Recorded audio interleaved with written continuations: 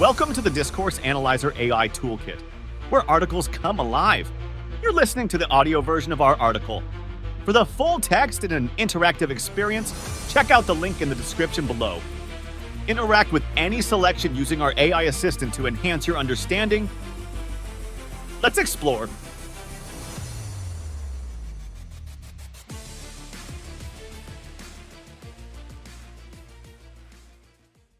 Case Studies of Ecocriticism in Discourse Analysis. Ecocriticism in Discourse Analysis investigates how language and narratives impact our understanding of environmental issues. Analyzing case studies by notable scholars like Lakoff, Gerard, Heise, Glotfelty, and Chilton sheds light on the influence of language on environmental perceptions. 1. Lakoff, 2010. George Lakoff, a cognitive linguist, is renowned for his work on how metaphors shape thinking and perception. In his 2010 analysis of climate change discourse, he explores how metaphorical language influences public understanding and response to climate issues. Here's an overview of Lakoff's key findings. 1. Metaphors and their impact on climate discourse. War metaphors. Lakoff observed that metaphors related to war and conflict are prevalent in climate change discourse, such as fighting climate change or combating global warming. These metaphors imply urgency and the need for decisive action, framing climate change as a tangible enemy. Journey metaphors. Another common metaphor is that of a journey, where society is on a path toward a future affected by climate change. This frames climate change as a progressive challenge that requires navigation and direction, emphasizing a collective movement towards solutions. Systemic metaphors. Lakoff noted metaphors that conceptualize climate change in terms of systems, like carbon footprint, which portrays environmental impact in quantitative terms. These metaphors aim to give the public a more concrete grasp of the issues, but they can sometimes simplify the complex interactions involved. Disaster metaphors. Metaphors depicting climate change as a looming catastrophe or disaster, e.g., climate apocalypse, emphasize its potentially dire consequences.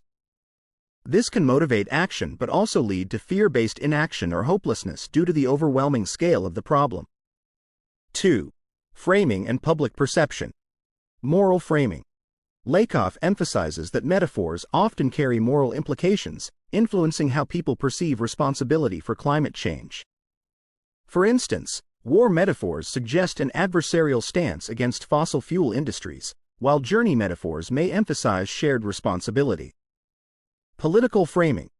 The metaphors used in climate discourse also reflect and shape political stances.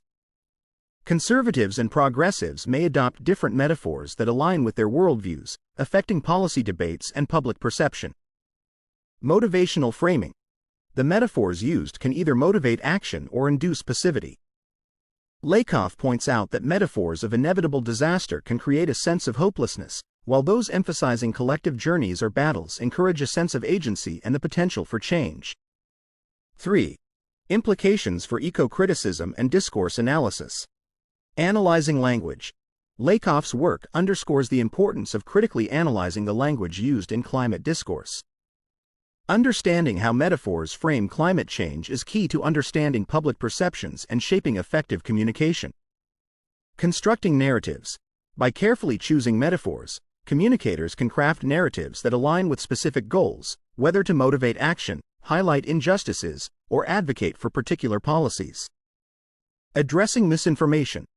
Recognizing metaphorical framing is also essential in addressing misinformation. Metaphors can simplify or distort complex issues, leading to misconceptions about the causes and solutions of climate change.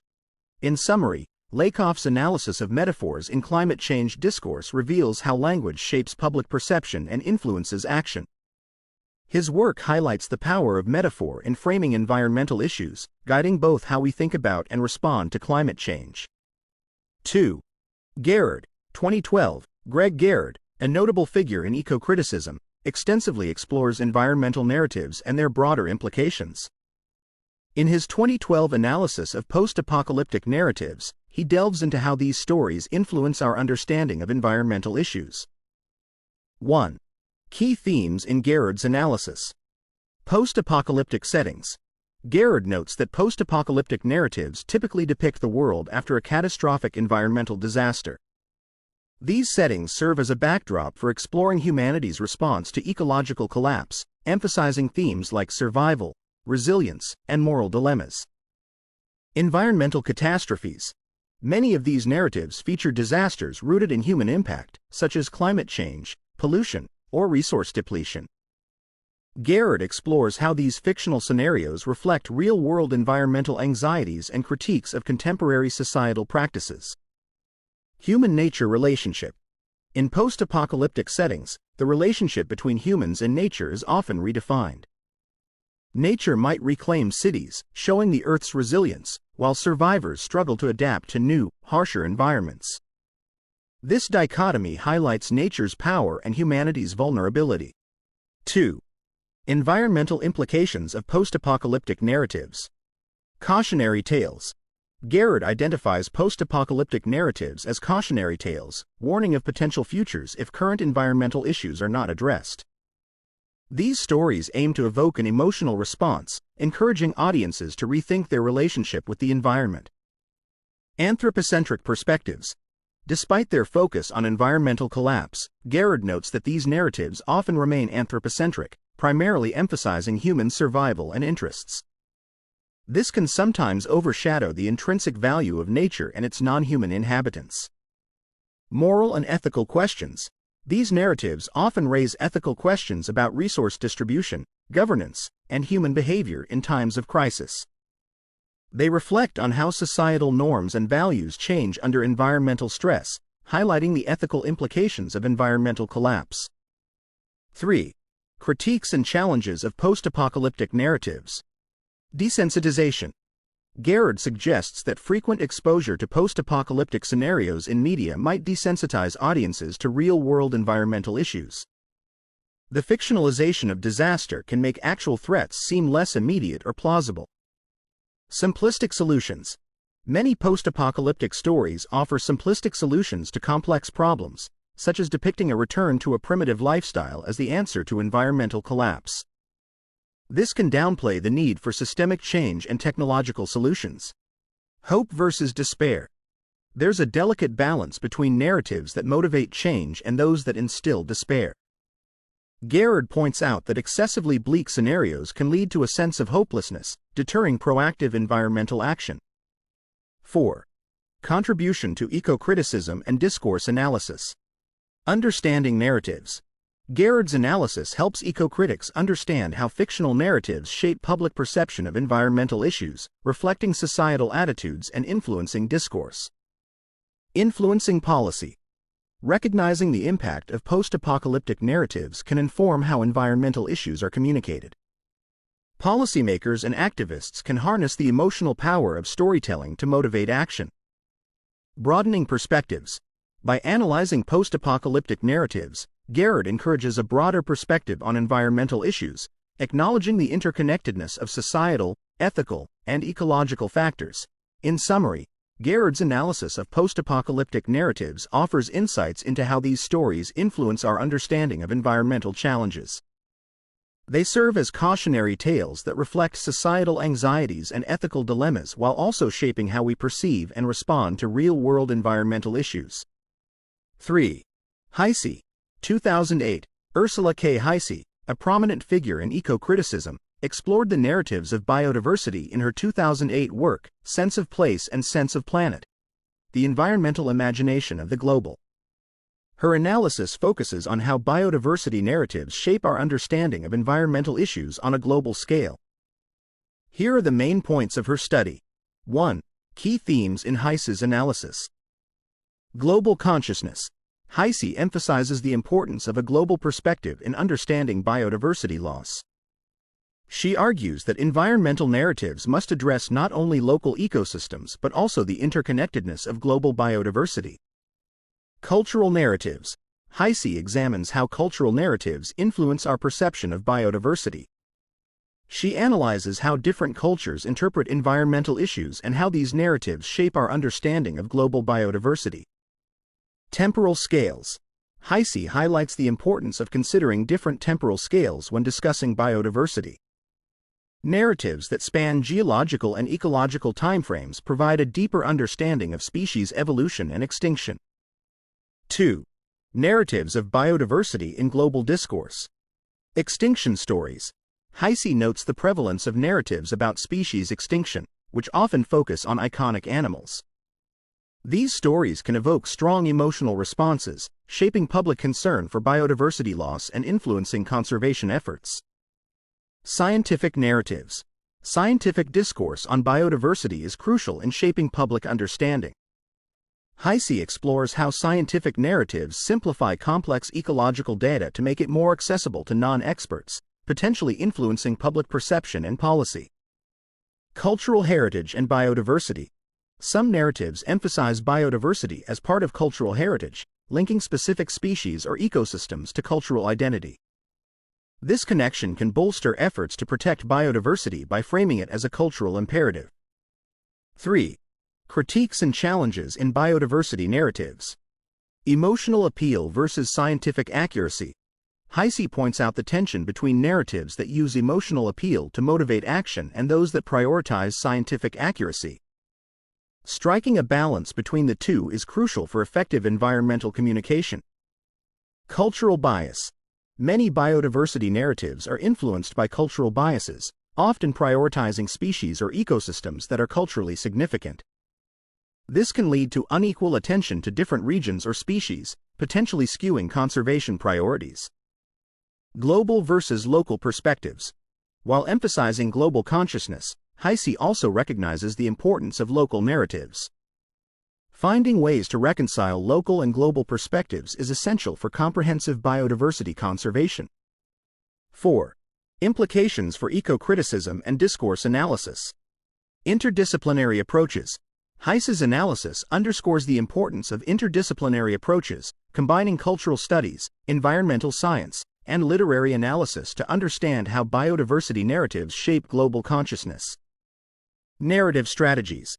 Understanding the narrative strategies used in biodiversity discourse helps identify effective ways to communicate the urgency of biodiversity loss while inspiring action. Influence on policy. Biodiversity narratives significantly impact policy and conservation efforts. By analyzing these narratives, eco-critics can gain insights into how to better inform and influence environmental policies. In summary, Heise's analysis of biodiversity narratives highlights the importance of global consciousness in understanding environmental issues. Her work emphasizes the role of cultural narratives in shaping our perception of biodiversity and underscores the need for interdisciplinary approaches to effectively address biodiversity loss. 4. Glotfelty and Fromm, 1996. Cheryl Glotfelty and Harold Fromm's 1996 book, The Ecocriticism Reader: Landmarks in Literary Ecology, is a foundational work in the field of ecocriticism. This anthology brings together a collection of essays that explore the relationship between literature and the environment, providing a comprehensive overview of ecocriticism's early development.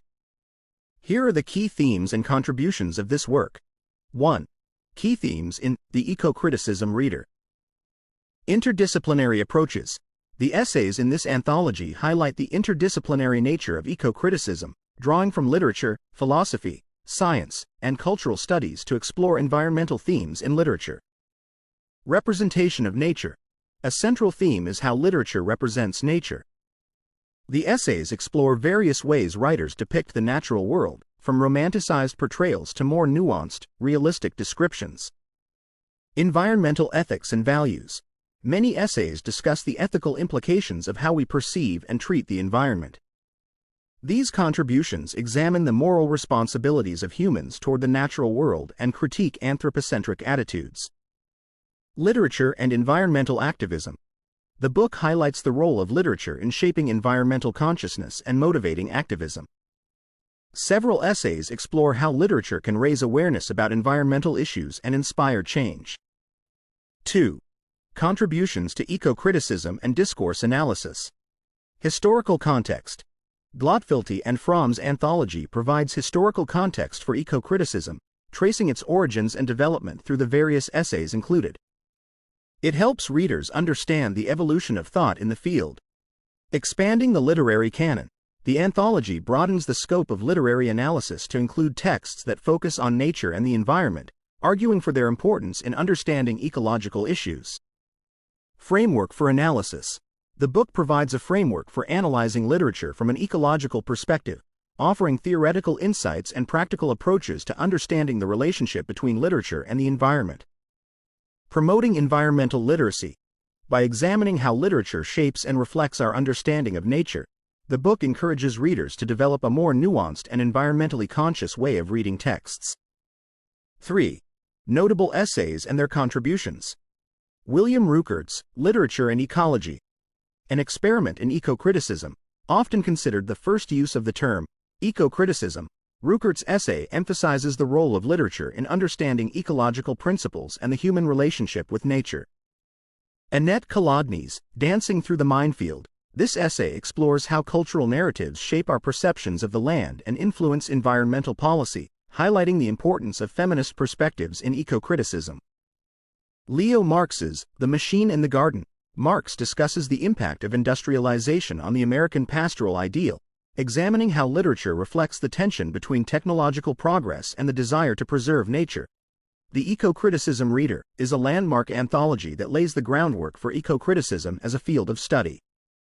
It brings together essays that analyze the intersection of literature and the environment, emphasizing the importance of interdisciplinary approaches, ethical considerations, and the role of literature in shaping environmental consciousness. 5. Chilton, 1994.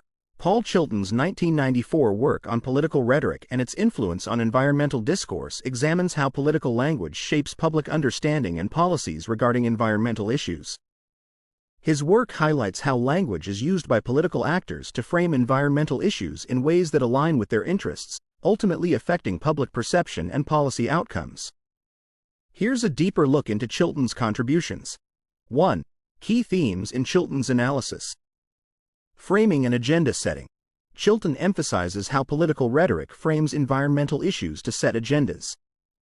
Politicians and stakeholders use language to define what issues are important, which in turn influences how the public perceives environmental problems. Metaphors in political discourse. He highlights the use of metaphors in political rhetoric to simplify and convey complex environmental issues. For instance, describing climate change as a ticking time bomb can invoke urgency, while carbon footprint makes abstract concepts more relatable. Persuasion and manipulation. Chilton's work sheds light on how political actors use language strategically to persuade or manipulate public opinion. This includes tactics such as emphasizing certain aspects of environmental issues while downplaying others to align with specific agendas. Ideological influence. Chilton explores how political ideology influences environmental discourse. Different ideologies frame environmental issues in ways that support their broader beliefs, which can lead to varied interpretations and policy proposals. 2. Impact on environmental discourse. Policy formulation. Chilton's analysis shows how political rhetoric can shape environmental policies by influencing public support. For example, by framing certain environmental policies as beneficial for the economy, political actors can garner broader acceptance. Public perception. Political rhetoric plays a significant role in shaping how the public perceives environmental issues. Chilton's work highlights how different rhetorical strategies can lead to either heightened awareness or apathy towards environmental concerns. Polarization of environmental issues. Chilton's analysis reveals how political rhetoric can polarize environmental issues. Different rhetorical framings can deepen ideological divides, making it challenging to reach consensus on environmental policies. 3. Critiques and challenges. Manipulation of facts. Chilton critiques the manipulation of facts in political rhetoric. By selectively presenting information, political actors can skew public perception, which complicates the development of effective environmental policies. Complexity reduction. Political rhetoric often reduces complex environmental issues to simple soundbites. While this helps in communication, it can oversimplify issues and mislead the public. Policy impact. There's a critique of how political rhetoric sometimes focuses more on appealing language than substantive policy solutions, leading to symbolic actions that lack real environmental impact. 4. Contribution to Ecocriticism and Discourse Analysis. Understanding Rhetoric in Environmental Discourse. Chilton's work is crucial for understanding how political language influences environmental discourse, offering insights into how language shapes policy and public opinion. Improving environmental communication. By identifying the rhetorical strategies used in political discourse, Chilton's analysis can help improve how environmental issues are communicated to foster better understanding and engagement. Interdisciplinary approach. Chilton's work bridges political science, linguistics, and environmental studies, demonstrating the importance of interdisciplinary approaches in analyzing environmental discourse. In summary, Paul Chilton's 1994 work provides significant insights into how political rhetoric shapes environmental discourse, highlighting the power of language in influencing public perception and policy. His analysis emphasizes the importance of understanding rhetorical strategies to foster effective communication and develop impactful environmental policies. Conclusion. These case studies highlight how ecocriticism in discourse analysis helps unravel the complex ways language and narratives influence environmental perceptions. From metaphors framing climate change to post-apocalyptic storytelling and biodiversity narratives, the discourse crafted around these topics profoundly shapes public understanding and policy. Frequently asked questions. What does Lakoff's 2010 study reveal about metaphors in climate change discourse? Lakoff's 2010 study highlights how metaphors in climate change discourse significantly shape public perception. By analyzing these metaphors, he demonstrates how they influence people's understanding and attitudes toward climate change, potentially impacting policy and action. How does Gerard's 2012 research link post-apocalyptic narratives to environmental issues? Gerard's 2012 research analyzes post-apocalyptic narratives, revealing how these stories reflect and influence societal views on environmental issues. They often depict worst-case scenarios, emphasizing the consequences of environmental neglect and serving as cautionary tales that can shape public discourse. What is the focus of Ursula Heiss's 2008 study on biodiversity narratives? Heiss's 2008 study focuses on narratives of biodiversity and their role in shaping global environmental consciousness. She explores how these narratives impact our understanding of biodiversity loss and influence international environmental discourse. What contribution do Glotfelty and Fromm, 1996, make to the field of ecocriticism? Glotfelty and Fromm's 1996 work provides a comprehensive exploration of ecocriticism in literature. Their anthology introduces ecocriticism as a field and presents foundational essays that analyze the relationship between literature and the environment. How does Paul Chilton's 1994 research explore political rhetoric in environmental discourse? Chilton's 1994 research examines how political rhetoric shapes environmental discourse. He investigates the influence of political language on public perception and policymaking regarding environmental issues, highlighting the role of language in shaping environmental agendas. How do metaphors in climate change discourse impact public perception according to Lakoff, 2010? According to Lakoff, metaphors play a crucial role in shaping how the public perceives climate change. They can frame the issue in ways that either encourage or discourage action, depending on the metaphor used, thus having a profound influence on the discourse. In what ways do post-apocalyptic narratives impact environmental discourse? As per Gerard, 2012, post-apocalyptic narratives can impact environmental discourse by illustrating the potential consequences of environmental destruction. Gerard argues that these narratives can shape public attitudes by portraying compelling, often bleak futures that warn of environmental neglect. What are the key themes in biodiversity narratives that Heisse, 2008, highlights? Heisse highlights themes such as the intrinsic value of biodiversity, the interconnectedness of global ecosystems, and the urgent need for conservation. She emphasizes how these narratives can mobilize global environmental awareness and action. Why is the anthology by Glotfelty and Fromm, 1996, significant in ecocriticism? Their anthology is significant because it was one of the first comprehensive collections to define and expand the field of ecocriticism. It brought together seminal essays that laid the foundation for further research in understanding the intersection between literature and the environment. What insights does Chilton, 1994, provide regarding the relationship between political rhetoric and environmental issues? Chilton provides insights into how political rhetoric can shape and manipulate public discourse on environmental issues. He shows that the way political figures frame environmental topics can significantly influence public understanding and policy direction, demonstrating the power of language in environmental discourse.